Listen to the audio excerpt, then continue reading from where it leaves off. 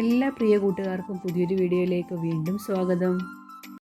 വളരെ സ്വാദിഷ്ടകരമായ ഒരു വെജിറ്റേറിയൻ റെസിപ്പിയാണ് കൂട്ടുകാരുമായിട്ട് ഇന്ന് പങ്കുവയ്ക്കുന്നത്. നമുക്ക് ചപ്പാത്തി, പൊറോട്ട ഇവയ്ക്കൊക്കെ കഴിക്കാനായിട്ട് നല്ല കിഡു കോമ്പിനേഷൻ ആയിട്ടുള്ള ഒരു പനീർ റെസിപ്പി തന്നെ. ഈ ഒരു കറി തയ്യാറാക്കി എടുക്കുന്നതിന് വേണ്ടിയിട്ട് നമുക്ക് ഫ്രഷ് ക്രീമോ അങ്ങനെയൊന്നും ആവശ്യമില്ല. എന്നാൽ നല്ല ക്രീമി ആയിട്ടാണ് നമ്മളിത് തയ്യാറാക്കി എടുത്തേക്കുന്നത്. വളരെ ടേസ്റ്റിയാണ്. നല്ല കുറുകി നല്ല തിക്ക് ഗ്രേവി ആയിട്ടുകൂടിയാണ് ഇത് തയ്യാറാക്കി എടുത്തേക്കുന്നത്. സമയം ഒട്ടും കളയാതെ നമുക്കിത് തയ്യാറാക്കുന്ന വിധം പെട്ടെന്നൊന്ന് കണ്ടിട്ട് വന്നാലോ. ഈ പനീർ റെസിപ്പി തയ്യാറാക്കി എടുക്കുന്നതിന് വേണ്ടിയിട്ട് ചെറിയൊരു പാക്കറ്റ് പനീറാണ് എടുത്തേക്കുന്നത്. ഏകദേശം ഒരു 200 ഗ്രാമോളം കാണും. ഇനി ഇതിലോട്ട് നമുക്ക് ബാക്കിയുള്ള കാര്യങ്ങൾ എന്തൊക്കെയെന്ന് നോക്കാം. ഈ പനീറിനോടൊപ്പം നമ്മൾ ക്യാപ്സിക്കം കൂടെ ചേർത്തിട്ടാണ് തയ്യാറാക്കി എടുക്കുന്നത്. ഈ വലുപ്പമുള്ള ഒരു ക്യാപ്സിക്കമാണ് നമുക്കതിന് വേണ്ടിയിട്ട് ആവശ്യമായിട്ടുള്ളത്. മീഡിയം വലുപ്പമുള്ള 2 സവോള എടുത്തിട്ടുണ്ട്. സവോള അരിഞ്ഞെടുക്കുമ്പോൾ വളരെ പൊടിയായിട്ട് തന്നെ അരിഞ്ഞെടുക്കണം. പിന്നെ ഒരു 4 അല്ലി വെളുത്തുള്ളിയും ഒരു ചെറിയ കഷ്ണം ഇഞ്ചിയും കൂടെ ചതച്ചെടുത്തതാണ്. നിങ്ങളുടെ കയ്യിൽ പേസ്റ്റ് ഉണ്ടെങ്കിൽ രണ്ടും കൂടി 1 ടേബിൾ സ്പൂൺ അളവിൽ എടുക്കാവുന്നതാണ്. ഇനി നമുക്ക് സ്പൈസസ് ആയിട്ട് വേണ്ടത് ഒരു 2 ഏലക്കായും 2 ഗ്രാമ്പും മീഡിയം വലുപ്പമുള്ള ഒരു കഷ്ണം പട്ടയുമാണ് എടുത്തേക്കുന്നത്.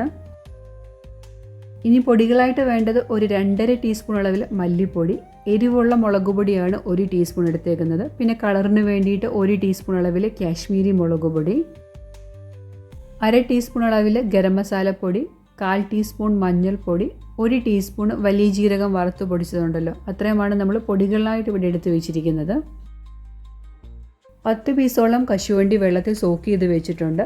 അതിനോടൊപ്പം നമ്മളൊരു 1/2 കപ്പ് തൈരും കൂടി എടുത്തിട്ടുണ്ട്. അധികം പുളിയില്ലാത്ത നല്ല കട്ട തൈരാണ് എടുത്തേക്കുന്നത്. ഈ തൈരും കശുവണ്ടിയും കൂടെ ഫൈൻ പേസ്റ്റായിട്ട് അരച്ചെടുക്കണം.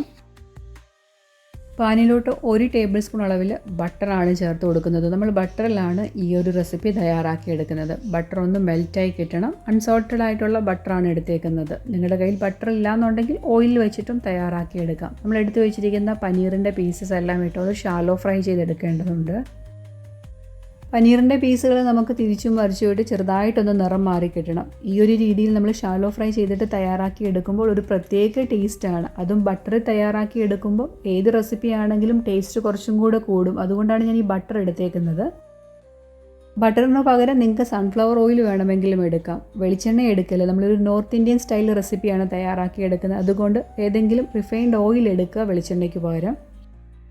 ചെറുതായിട്ട് പനീറിൻ്റെ നിറമൊക്കെ മാറിയപ്പോൾ നമുക്ക് എടുത്തൊരു പാത്രത്തിലേക്ക് മാറ്റാവുന്നതാണ്. ഇനി ഇതേ ബട്ടറിലോട്ടാണ് നമ്മൾ എടുത്തു വെച്ചിരിക്കുന്ന സ്പൈസസ് ഉണ്ടല്ലോ, അവ ചെറുതായിട്ട് നമുക്കൊന്ന് മൂപ്പിച്ചെടുക്കണം. ആ ഏലക്കായും പട്ടയും ഗ്രാമ്പും ഒക്കെ ഉണ്ടല്ലോ, അതാണ് ആദ്യം നമ്മൾ മൂപ്പിച്ചെടുക്കുന്നത്.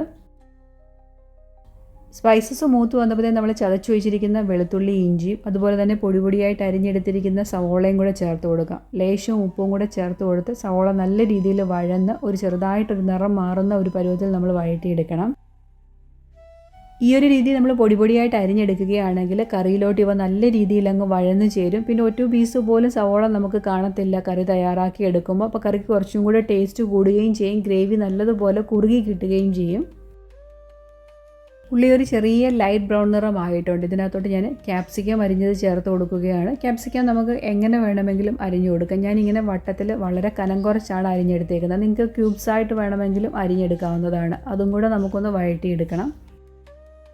നമുക്ക് ബാക്കിയുള്ള ക്യാപ്സിക്കം ഉണ്ടല്ലോ, ഗ്രീൻ അല്ലാതെ തന്നെ റെഡും യെല്ലോയും ഒക്കെ ഉണ്ട്. അതൊക്കെ വേണമെന്നുണ്ടെങ്കിൽ ഒരു പകുതി പോർഷന് ചെറിയ ക്യൂബ്സുകളായിട്ട് കട്ട് ചെയ്ത് ഈ കറിയിലോട്ട് ചേർത്ത് കൊടുത്താൽ കറി കുറച്ചും കൂടെ കളർഫുള്ളായിത്തീരും. ചെറുതായിട്ടൊന്ന് വഴറ്റിയെടുത്തപ്പോഴത്തേക്കിന് നമ്മൾ എടുത്തു വെച്ചിരിക്കുന്ന പൊടികളുണ്ടല്ലോ, അവയാണ് ചേർത്ത് കൊടുക്കുന്നത്. പൊടികളുടെ ആ റോയായിട്ടുള്ള ടേസ്റ്റൊക്കെ ഒന്ന് മാറി വരുന്നത് വരെ ചെറുതായിട്ടൊന്ന് ഇളക്കിയെടുക്കണം. അതിനുശേഷം ഇതിലോട്ട് നമ്മൾ അരച്ചു വെച്ചിരിക്കുന്ന കശുവണ്ടിയും അതുപോലെ തൈരും ചേർന്നിട്ടുള്ള കൂട്ടുണ്ടല്ലോ, അതാണ് ചേർത്ത് കൊടുക്കുന്നത്. വേറെ ക്രീം ഒന്നും നമ്മളിവിടെ ചേർത്ത് കൊടുക്കുന്നില്ല. ഇനി ഇവയെല്ലാം കൂടെ നല്ല രീതിയിലൊന്ന് യോജിപ്പിച്ചെടുക്കണം. ആ ഒരു കൂട്ടിലോട്ട് മസാലയൊക്കെ ഒന്ന് പിടിച്ച് കിട്ടുന്നിടം വരെ ഇളക്കിയെടുക്കണം. ചെറുതായിട്ടൊന്ന് ചൂടായിട്ട് വരണം. ആ ഒരു സമയത്ത് നമുക്ക് ഉപ്പൊക്കെ നോക്കിയിട്ട് ആവശ്യമുണ്ടെങ്കിൽ ചേർത്ത് കൊടുക്കാവുന്നതാണ്. ഇനി ഗ്രേവിക്ക് ആവശ്യമായിട്ടുള്ള വെള്ളമാണ് ചേർത്ത് കൊടുക്കുന്നത്.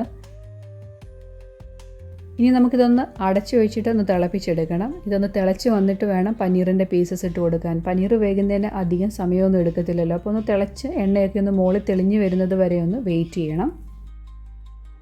ഗ്രേവിയെല്ലാം തിളച്ച് കണ്ട ബട്ടറൊക്കെ മുകളിലോട്ട് ഇങ്ങനെ തെളിഞ്ഞ് വരുന്നൊരു പരുവുണ്ടല്ലോ, ആ ഒരു സമയത്താണ് നമുക്കിനി പനീർ ചേർത്ത് കൊടുക്കുന്നത്. ഷാലോ ഫ്രൈ ചെയ്ത് വെച്ചിരിക്കുന്ന പനീറിൻ്റെ പീസസ് ഇട്ട് കൊടുക്കാം. പനീറിന് അധികം വേവില്ല. ഇനി പെട്ടെന്ന് നമുക്കൊരു 5-6 മിനിറ്റും കൂടി ഒന്ന് തിളപ്പിച്ചെടുത്ത് കഴിഞ്ഞാൽ തന്നെ കറി റെഡിയായി കഴിയും.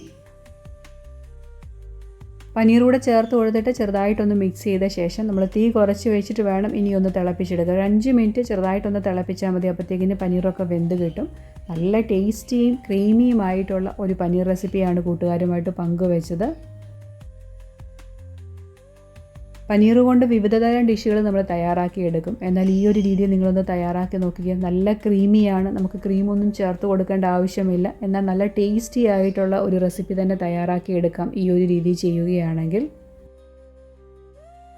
വളരെ ടേസ്റ്റി ആയിട്ടുള്ള പനീർ റെസിപ്പിയാണ് നിങ്ങളുമായിട്ട് പങ്കുവെച്ചത്. നമ്മുടെ കറി ഇവിടെ റെഡിയായി കഴിഞ്ഞു. നല്ല തിക്ക് ഗ്രേവി ആയിട്ടാണ് ഇരിക്കുന്നത്. അവസാനം കുറച്ച് മല്ലിയില ചോപ്പിലൂടെ ഞാൻ ചേർത്ത് കൊടുക്കുന്നുണ്ട്. ഒരു 10 മിനിറ്റ് നമ്മൾ അടച്ച് വെച്ച് കഴിഞ്ഞിട്ട് നമുക്ക് ഏത് ഡിഷിൻ്റെ കൂടെ വേണമെങ്കിലും ഇത് സെർവ് ചെയ്യാവുന്നതേ ഉള്ളൂ. ഞാനിവിടെ നെയ്ച്ചോറിൻ്റെ കൂടെ സെർവ് ചെയ്യുന്നതിന് വേണ്ടിയിട്ടാണ് ഈ പനീർ കറി തയ്യാറാക്കി എടുത്തേക്കുന്നത്. നമുക്ക് പൊറോട്ട, ചപ്പാത്തി അങ്ങനെ എല്ലാത്തിൻ്റെ കൂടെയും ഈ ഒരു കറി സെർവ് ചെയ്യാനായിട്ട് നല്ല കിഡു കോമ്പിനേഷൻ തന്നെയാണ്. നമ്മളൊരു അരമണിക്കൂർ ഒന്ന് അടച്ചു വെച്ച് കഴിഞ്ഞാൽ തന്നെ ഒരു തിക്ക് ഗ്രേവി ആയിട്ട് തന്നെ കിട്ടും. നമ്മൾ റെസ്റ്റോറൻറ്റിൽ നിന്നൊക്കെ വാങ്ങിക്കുമ്പോൾ പനീർ കറി നല്ല തിക്ക് ഗ്രേവി ആയിട്ടല്ല ഇരിക്കുന്നത്. അവിടെ ഫ്രഷ് ക്രീമൊക്കെ ചേർത്തിട്ടാണ് തയ്യാറാക്കിയെടുക്കുന്നത്. എന്നാൽ നമുക്കതൊന്നും ഒന്നും ആവശ്യമില്ല. അല്ലാതെ തന്നെ നല്ല തിക്ക് ഗ്രേവിയിൽ ഇത് തയ്യാറാക്കിയെടുക്കാവുന്നതേ ഉള്ളൂ. ഈ ക്രീമി ആയിട്ടുള്ള പനീർ റെസിപ്പി ഒരു തവണയൊന്ന് തയ്യാറാക്കി നോക്കണം. കൂട്ടുകാർക്ക് ഇഷ്ടപ്പെടുകയാണെങ്കിൽ ഈ വീഡിയോ ഒന്ന് ലൈക്ക് ചെയ്യാനും ആദ്യമായിട്ട് വീഡിയോ കാണുന്ന കൂട്ടുകാർ ആരെങ്കിലും ഉണ്ടെങ്കിൽ ഒന്ന് സബ്സ്ക്രൈബ് ചെയ്ത് കൂട്ടാക്കാനും മറന്നു പോകരുത്. നിങ്ങൾ ഓരോരുത്തരും എൻ്റെ വീഡിയോയ്ക്ക് തരുന്ന സപ്പോർട്ടിന് വളരെയധികം നന്ദിയുണ്ട്. തുടർന്നും നിങ്ങളുടെ ഓരോരുത്തരുടെയും സപ്പോർട്ട് ഉണ്ടെങ്കിൽ മാത്രമേ മുന്നോട്ട് പോകുവാനായിട്ടും കഴിയുകയുള്ളൂ.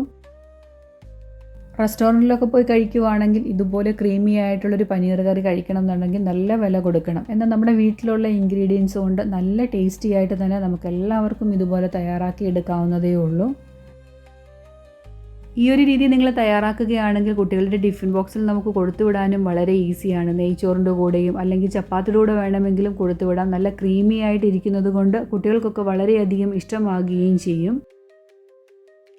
ഇന്നത്തെ കുഞ്ഞു വീഡിയോ ഞാൻ ഇവിടം കൊണ്ട് അവസാനിപ്പിക്കുകയാണ്. ഇന്ന് കൂട്ടുകാരുമായിട്ട് പങ്കുവച്ച ഈ പനീർ റെസിപ്പി കൂട്ടുകാർക്ക് ഇഷ്ടപ്പെട്ടിട്ടുണ്ടെങ്കിൽ ഫ്രണ്ട്സിനും റിലേറ്റീവ്സിനും ഒന്ന് ഷെയർ ചെയ്ത് സപ്പോർട്ട് ചെയ്യാനും കൂടെ മറന്നു പോകല്. അടുത്ത ദിവസം നല്ലൊരു റെസിപ്പിയായിട്ട് വളരെ പെട്ടെന്ന് തന്നെ ഞാൻ കൂട്ടുകാരുടെ അടുത്തേക്ക് എത്തുന്നതാണ്. Thanks for watching.